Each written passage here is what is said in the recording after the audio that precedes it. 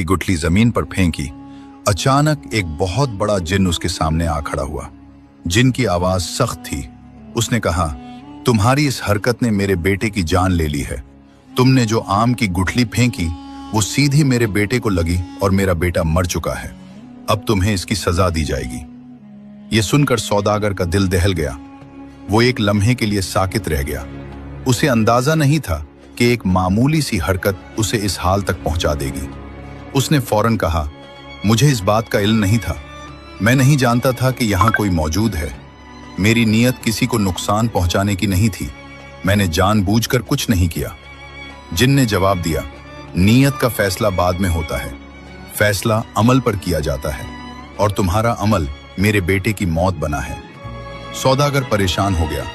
वो जानता था कि ये कोई मामूली जिन नहीं है और उसके सामने बहस करना बेकार होगा।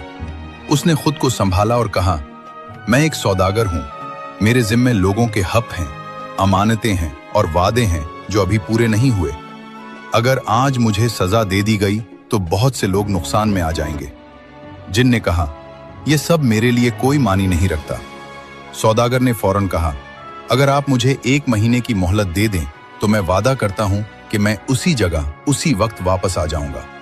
अगर मैं वापस ना आया तो आप जो सजा चाहें दे सकते हैं।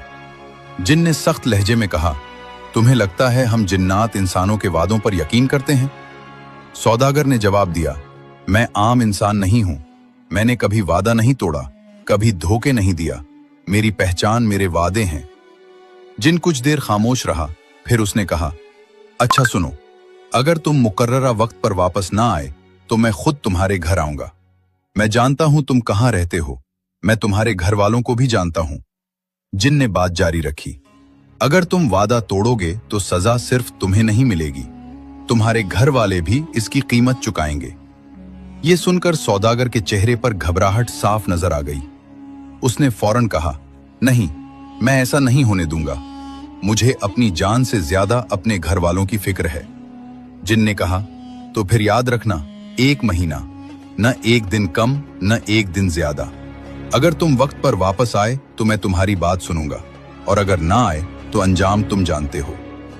सौदागर ने सर झुका दिया और कहा, मैं वादा करता हूं कि 1 महीने के अंदर जरूर वापस आऊंगा।